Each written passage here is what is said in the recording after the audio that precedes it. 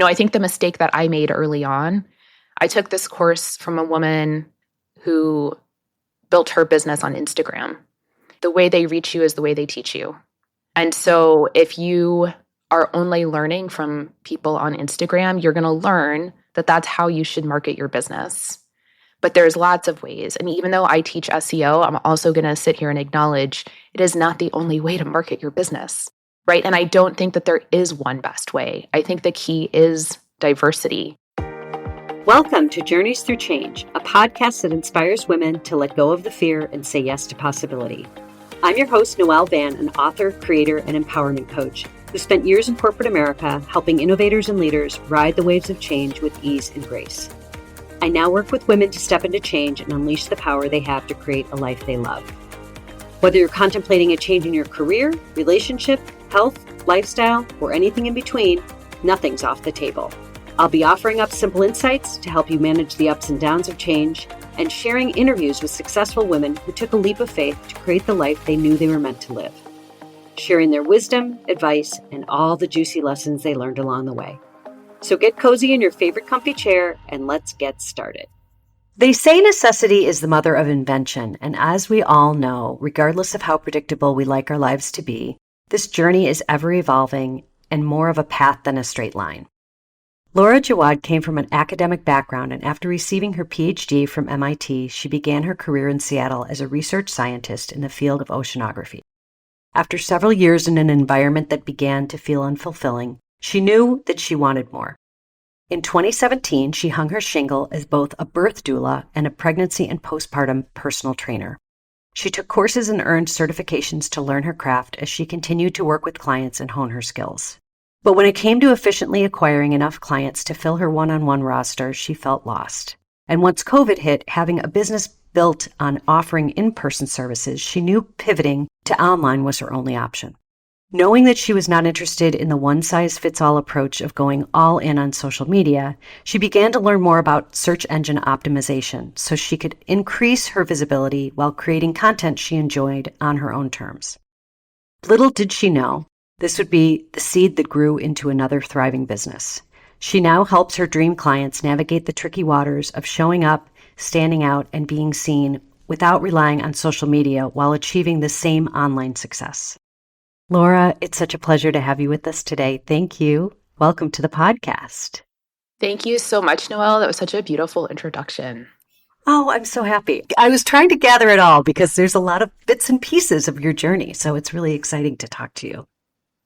Now, Laura, this is always this is a free-for-all. We usually just chat it up, but I wanted to say, maybe give us a little bit of a background, just kind of where you came from so that we can kind of set the stage and then we can talk a little bit more about your path. Yeah, I think you did a really good job. So as you told everyone, I come from an academic background. So I have a PhD in oceanography, and I came out to Seattle in 2010 at this point for a postdoc, and I began my research science career in 2016. I became pregnant with my daughter and found that the services and support that I needed in my pregnancy were really lacking. And I do what I do, and I started to research and essentially became, the coach that I needed and decided that more women needed that support. And so I started pregnancy and postpartum personal training business and later a birth doula practice. Both of those businesses ultimately became fully booked out businesses built from the ground up using SEO. And as I built those businesses with SEO, which was a little bit unusual in those spaces, particularly the personal training space, I became the person that a lot of my colleagues came to for support, for help getting their businesses found on Google. And ultimately, I decided to productize that service in 2023. So I started this new business where I focus 100% on helping other female service providers, female founders get their businesses found online. And I love what you do. The SEO thing to me is so intriguing, but I want to back up a little bit because I want to just ask you more about birth doula, because you had a personal training business and you had a birth doula business. Just tell us a little bit more about that. Sure. So I started with the personal training. So when I got pregnant, and I'm going to go back to this story about my pregnancy. When I got pregnant with my daughter, It was the most athletic I had ever been in my life. I had just completed my first half Ironman. I was like super into triathlons. I was running half marathons every weekend. Like I was very, very obsessed with my long distance sports. And when I became pregnant, I wanted to keep doing those things.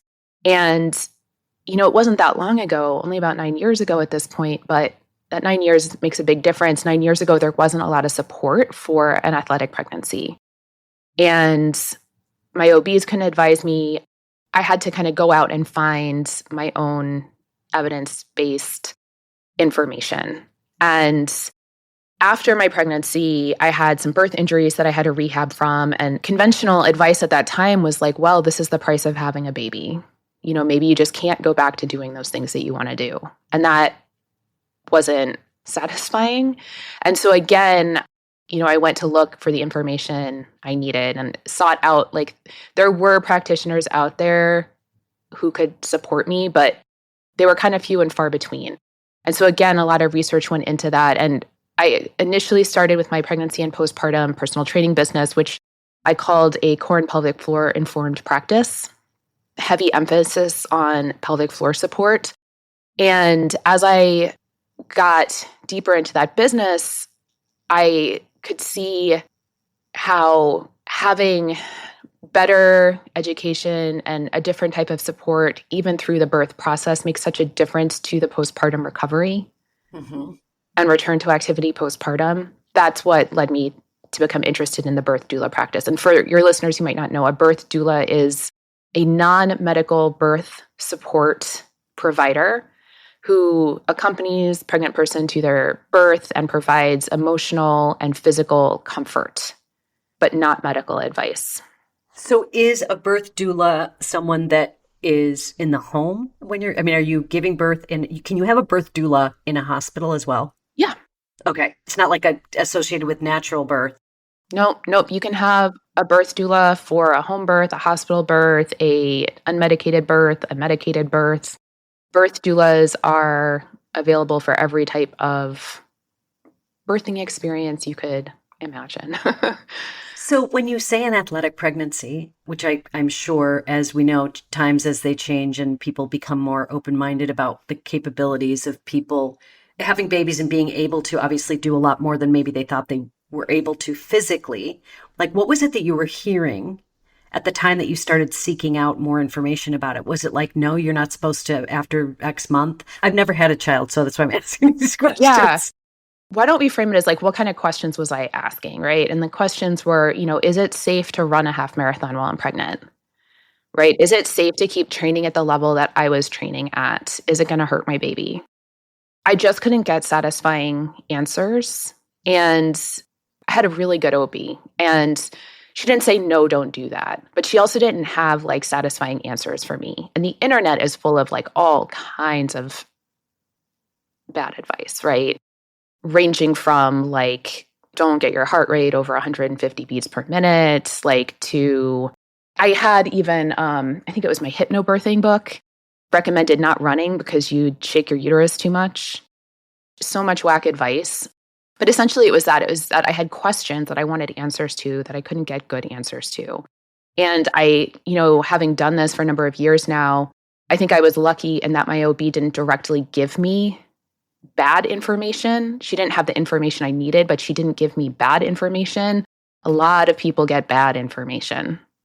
So do you typically get women that want to remain athletic through their pregnancy? I mean, I'm sure you have a spectrum of different people that come to you, but what is it that you kind of work with them on? Is it just seeking out the best advice they can get for themselves? Like how do you direct them when they're asking those questions? Because you've done a lot of the research yourself.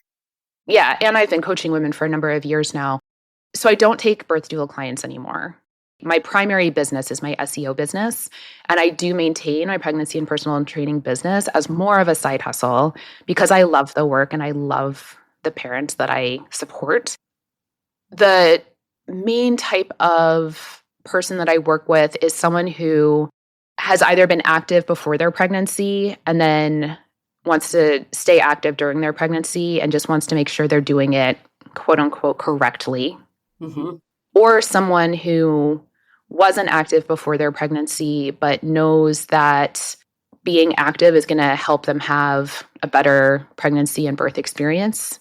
And so wants to know what they can do safely. And then postpartum, it's a lot of folks who just come out of like that early postpartum period feeling really weak, kind of crummy. Like a lot of them will say, they feel like they've let their body go, or like they just don't feel strong and want to feel strong. And I have some women who want to get back to their sports. So it's really a combination of people who come to me because they're athletic and want to maintain that athleticism, and people who wouldn't necessarily call themselves athletic, but just know that they want to have a strong pregnancy, a good birthing experience, and a strong return to postpartum activities of daily living and parenting.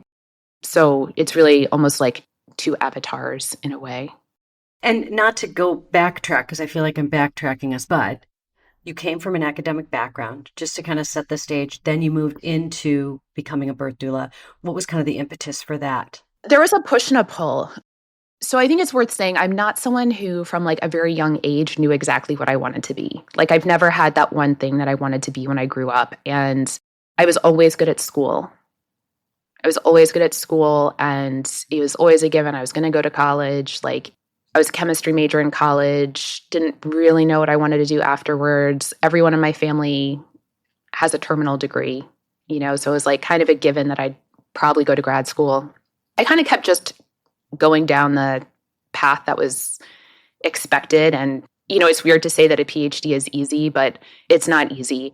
But the choice to do it was because I didn't know what else to do.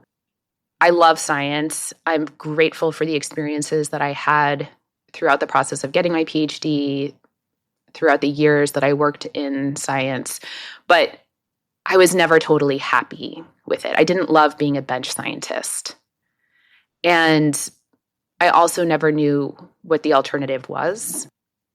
When I was pregnant with my daughter and I started researching these questions of like, how do you stay active in pregnancy and return to a strong postpartum, and especially through that lens of core and pelvic floor, and how do you rehab from pelvic floor injuries? It was fascinating to me.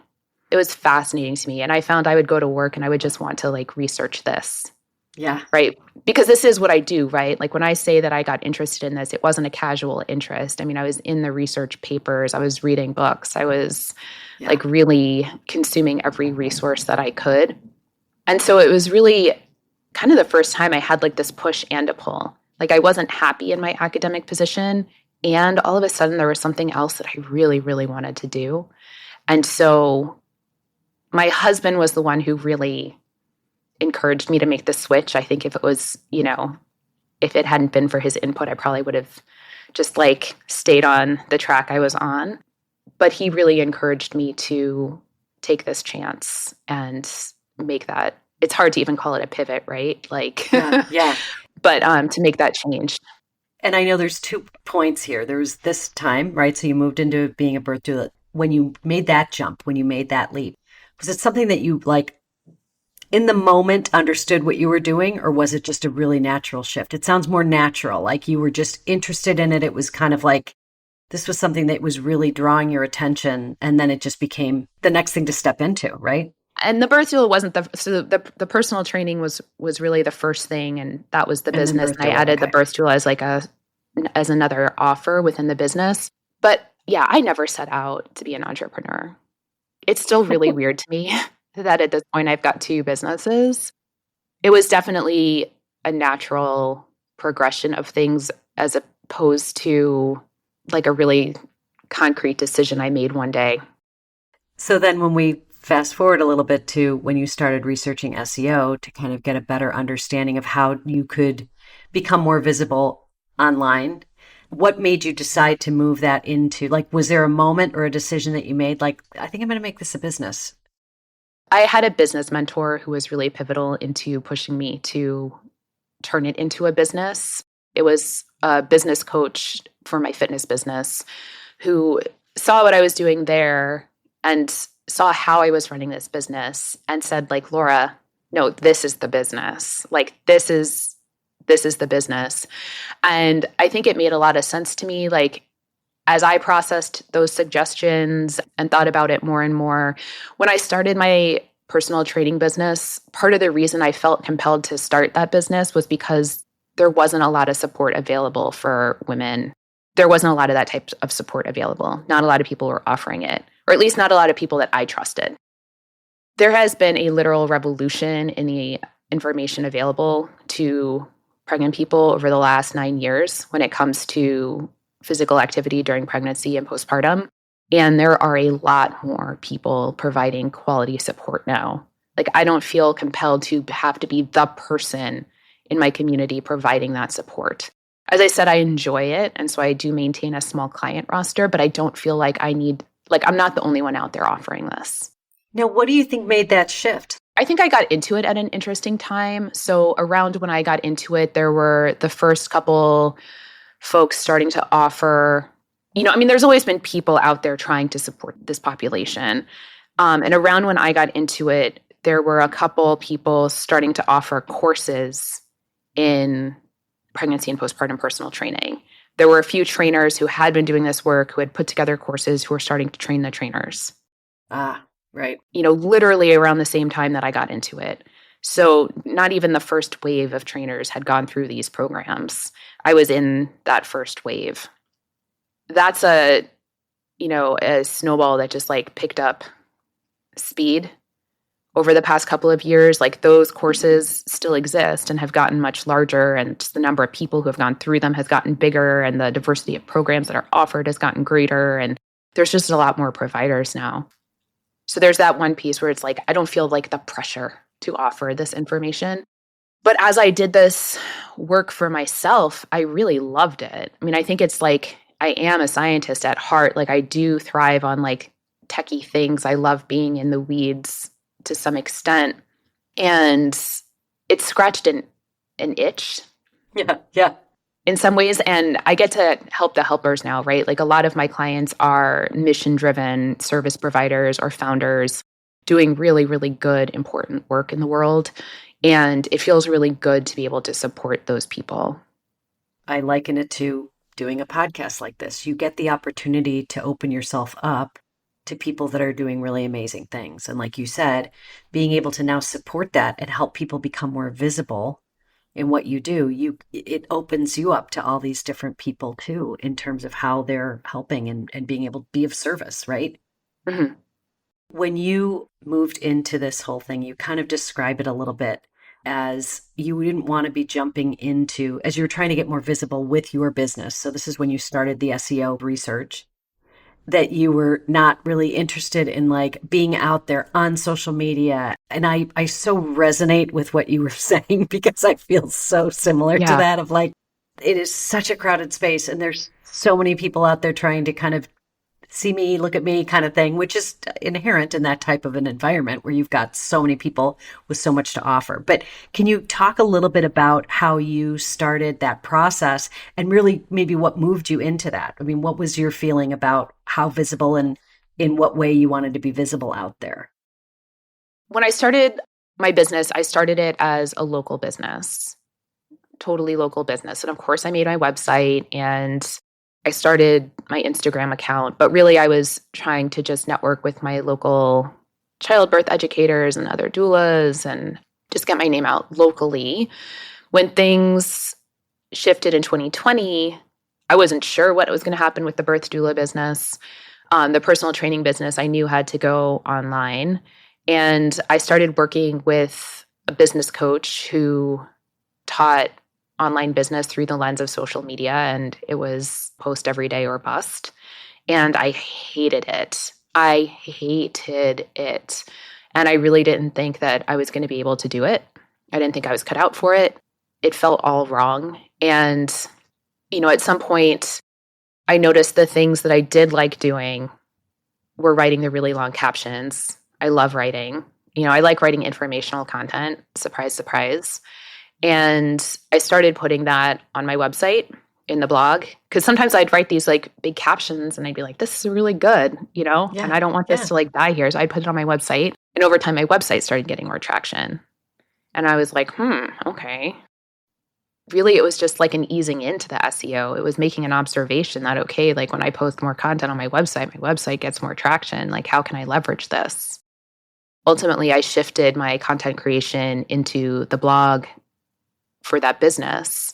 And I mean, to this day, I get more client requests than I can handle. Because, like I said, I maintain a really small roster over there, but my blogs bring people in to my email list, to they funnel into my services pages. Like, they're still working for me, even though I never update that website. So I'm trying to connect the dots here. When you put it out on your blog, how are you directing your traffic to that though? Like, was it through posting initially? You're saying, and then you were able to sort of migrate into then people were just going directly to your blog. I did post my blog posts on social media, but it never got any traction. Like, people found and continue to find that website through SEO. Interesting. Okay, yeah, I see what It you're was a saying. different landscape in a couple of years ago. Google's changed a lot in the last, oh my gosh, particularly the last year, but the last several years. When I started doing this, it really was possible to do this like full funnel marketing through your website, where it was just easier to get traffic to the blog, funnel people to your email list, funnel people to your services pages, get those clients. And for me, as my blog got traction, it gets more traction, right? Because like when you're showing up in the top spot on Google, you get links back to your website. You know, that works for your SEO. You get even more traffic, and it just amplifies. It's a little harder to do that now. Why is that though? Like people always say that like things have gotten so much different. What do they change? The algorithms? Yeah, that the algorithms change. Everything's an algorithm, right? And Google is definitely prioritizing brand reputation more than it did when I started. And so it was easier as a smaller brand to just create good content and have it rank well on Google. Now it's more important that you have like a multi-platform presence and like an actual brand footprint. And so, you know, you can absolutely still grow a blog, and blogs are still really important for that footprint, but you also have to show up in other places. You know, it doesn't mean you have to show up every place. It doesn't mean that everyone has to show up in the same places, but you do need to show up in a couple different places. And so for my blog now, I am very intentional about posting that content to LinkedIn, to Instagram. You know, of course, I always send it out to my email list. So I do promote my blog content in places other than my blog to make sure that it gets read and clicked. And You know, one thing that and I don't know if I'm even if this is correct, but the assumption that I made was when looking yourself up, you pop right up. But that's not the reality out there. Like if I go and look up my name or I look up my day book or whatever I look up, it'll come up. And then I see there's all the different things, the podcasts I've been on, the whatever. I don't think that's true if you were to look me up, but I could be wrong. Like, is there something about when you look, when you're, because it's coming from your search engine maybe, or is this totally, am I totally off? you're right. And there's some nuance. Your search results are absolutely personalized based on your search history and your location. That makes Absolutely. sense. Okay. That said, I bet if I look up your full name, I would pull up your website. But that's you actively like, I'm looking up this particular person versus the topic and then it coming up. Yeah. And the Yeah. first SEO goal for anyone is to be the number one spot for their name and their brand. That's the first SEO goal for anyone, right? Is that like if I look you up, you are the first search result over here in Seattle. You know, in my search, personalized search experience, you still come up as number one for me, because it's not the case for everyone. That's always the first SEO goal. The second SEO goal is then thinking about like what are the other things you want to be known for and found for. But the first goal is always the name and the brand. Yeah. I heard somebody say the other day, I was on it was like more of a sort of marketing your business call. And they said, first thing that you need to do is get out there and get your name, like a URL of your name. Like that's like Mhm. first and foremost, do not hesitate. Just go do that. Now, granted, if you're like John Smith, maybe that's a little bit more difficult. But I was like, that's so interesting that that's because it just speaking to the brand and like personal branding and how people are much more, it's more about your brand and then the offshoot of your brand and how to build Yeah. that. I'm always fascinated by that because it's just there's a lot to it. But so when you work with people, like you said, those are the main goals. What are the typical issues that people have? Is it more just like, I just want to be seen more? I want to show up in more places. And what are the sort of tricks that I can do to have that happen?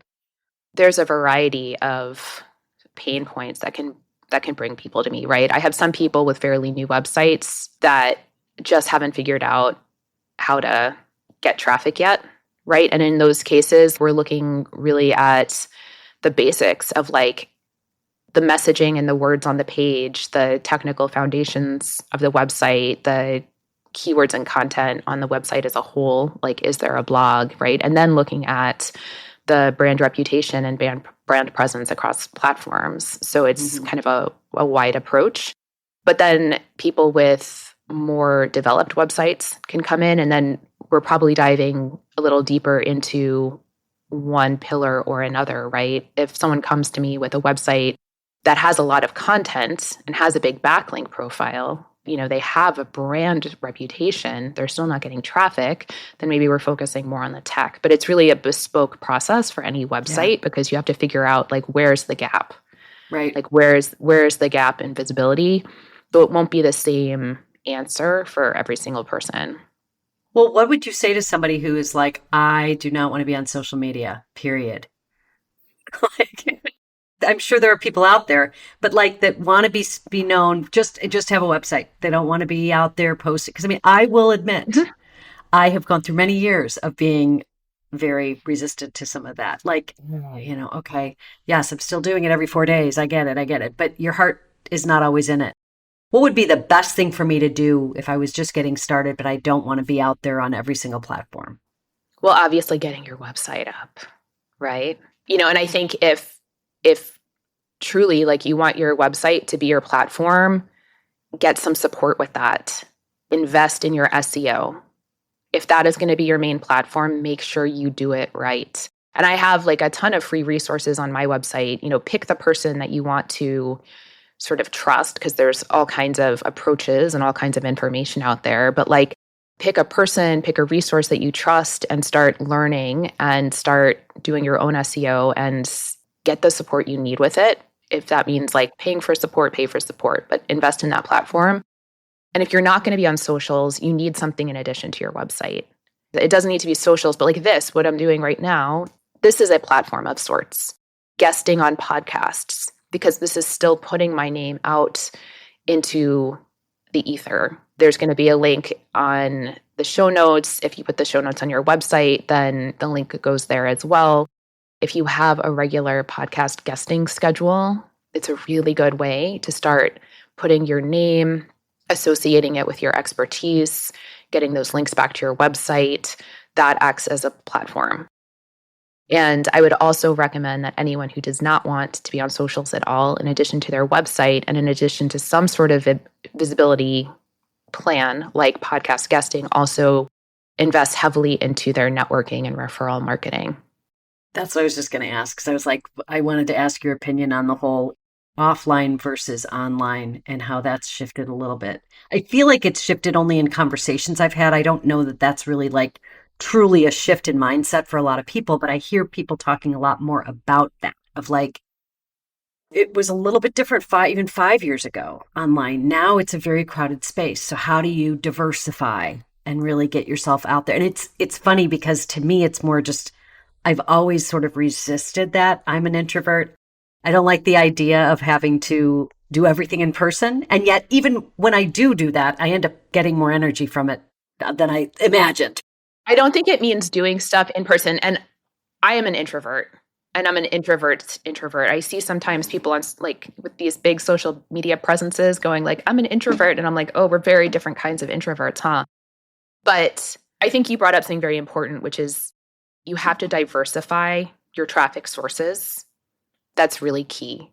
It's not enough to just have a website. What if Google's algorithm changes, right? It can. It's an algorithm like anything else. But if you have your website, if you are, guesting on podcasts, if you are investing in your networking, referral marketing, collaborations, all of these things really, if we take like a bigger picture, all of these things really, the goal is to like get people on your email list. and to get people booked for calls with you. That's the goal of all of it. And so what it is really is you need like multiple ways to start getting people onto your email list. And with respect to the networking, I think this is where I went on a little bit of a tangent. This is where we started. It's not necessarily about doing stuff in person.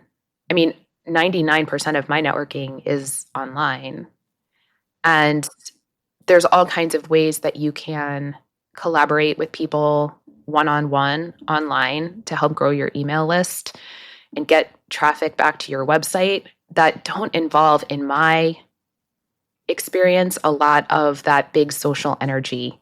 So doing things like bundles, doing things like email swaps, doing things like summits, right? Things where you're leveraging other people's audience and their audience's trust, but that you can sort of initiate one-on-one. Like, I love this. I love a one-on-one conversation. And you can take that to your broader networking as well, right? Reaching out to an individual on Instagram and saying, hey, we have this similar audience or this similar interest, and I would just love to get to know you better. Like, are you open to a coffee chat, right? And just opening that door to see if there's a collaboration possibility in the future. But all these things really work together in like a virtuous cycle of building your list, building your reputation, building that independence from platforms you don't own. That's the thing that like all three of these things have in common, is that like you really own all these efforts. Right. Yeah. It's not like your Instagram is not owned by you, right? So Yeah. things could change in a heartbeat.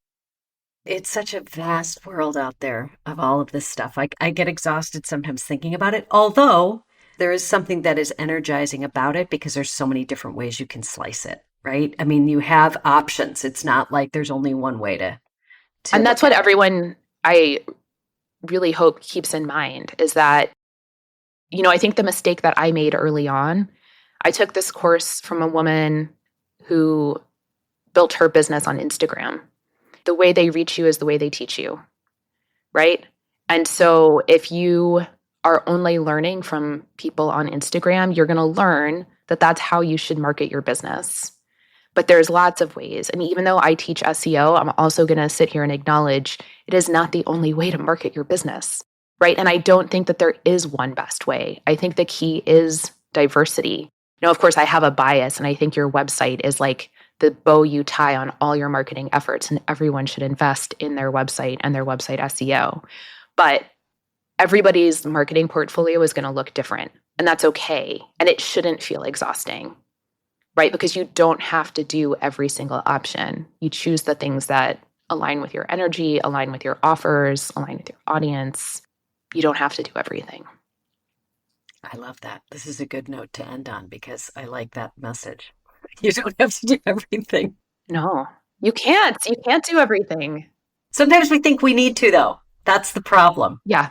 Laura, this has been such a pleasure to talk to you, and so much like information just in terms of both of the things that you do. I mean, the birth doula questions might have been pretty basic from somebody that's never had a baby, but the SEO stuff to me is always fascinating. So I so appreciate you. I feel like you're helping people in so many different ways and have been helping people in so many amazing ways. And you're going to continue to, because obviously the internet's not going anywhere. No, it is not. At least that we've been told. So we've been told. No, and I appreciate this conversation because it's, I definitely identify as multi-passionate, and sometimes it's hard to look at my career trajectory and see the thread that ties it all together. But it's there, right? Like, I solve problems, right? That's always what I've enjoyed doing. And I solve the problem that is in front of me at any given time. And it's fun to put this all into context. That's great. And let me ask you before we go, anything on the horizon with the business that we can share with the audience? Yeah, I always have all of the things that I'm working on. So this year, you can expect to see some courses from me. So right now, all my SEO services are one-on-one. And by the end of the year, I'm hoping to have a course for service providers who want to offer SEO as an add-on to their existing offer suite, and then SEO for the solopreneur who wants to do SEO for their own business. So you can keep an eye out for those on the horizon. Okay. All right. Thank you. And thanks again for your time, Laura. This was such a pleasure. And we will have all of Laura's links, just so everybody knows, all of Laura's links will be on the show notes. So you can find her there if you are looking for a myriad of different things that she offers. Come hang out. Come hang out and get in touch. Okay. Thanks, Laura. That's it for now. Until next time. Thanks for listening to the Journeys Through Change podcast. You can find us on Spotify, Apple Podcasts, or really wherever you get your podcasts. And be sure to follow us and leave a review if you've enjoyed this episode. And share it with a friend or on social media to spread the good word, so more women like you can find us and join in on the fun. For more information on the podcast or Day by Day book, go to livedaybyday.com.